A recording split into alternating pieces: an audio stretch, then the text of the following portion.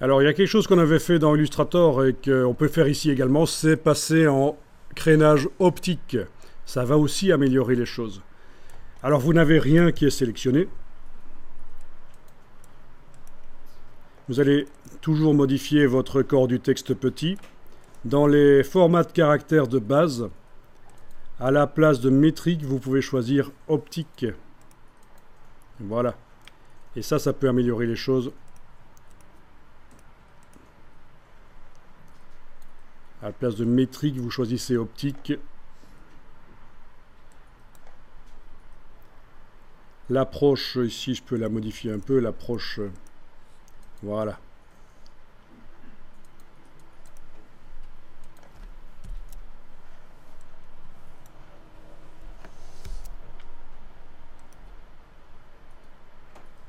Voilà, donc on peut considérer que ce style de paragraphe, pour le texte qui est sur des colonnes vraiment des blocs très étroits, ce sera pas mal.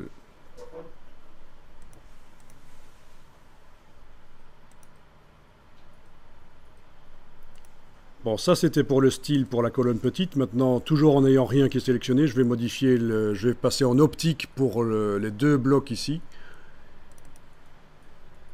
Donc je double-clique sur le style de paragraphe corps du texte body et dans format de caractère de base, je passe en optique.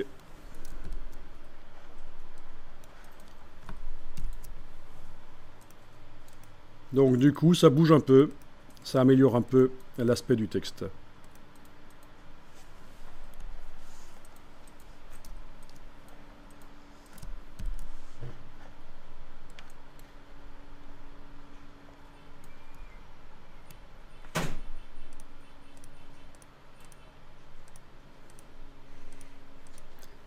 Mais regardez, par exemple, depuis qu'on est passé en optique, ici on avait le mot, j'avais le mot branche.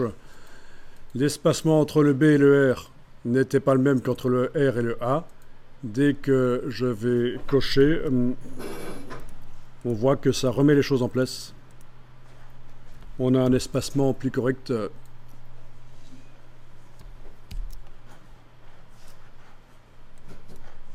Ok, donc on a un style de paragraphe qui va pouvoir nous servir, deux styles de paragraphe d'ailleurs, qui vont pouvoir nous servir pour la suite de la formation.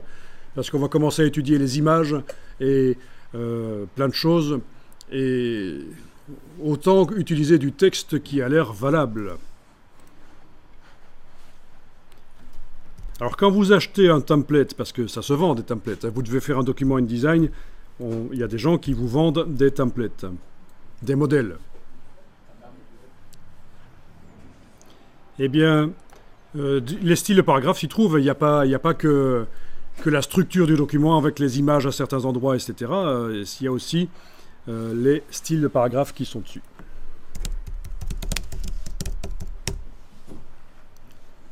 Voilà, si je tape template, qui est le mot qui veut dire modèle en fait, mais en général on utilise, même en français on utilise le mot, dans le métier on utilise le mot anglais, template, vous allez trouver plein de choses. Donc je fais un contrôle-clic sur différentes choses ici que j'ai trouvées. Voilà.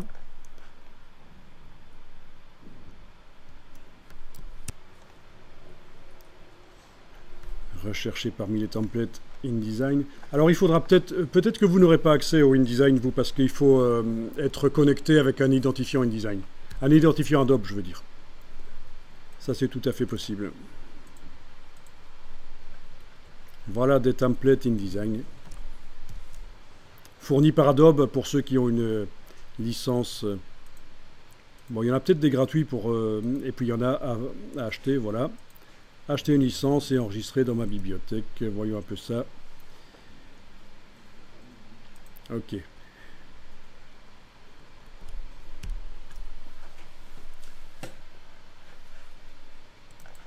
Sinon, outre Adobe, il y a aussi d'autres boîtes qui vendent des templates.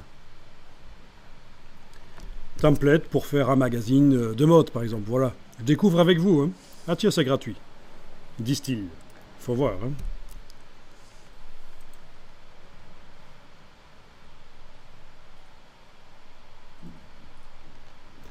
Donc ce que je voulais vous dire, c'est que dans ces templates, il y a également des styles de paragraphes, bien sûr.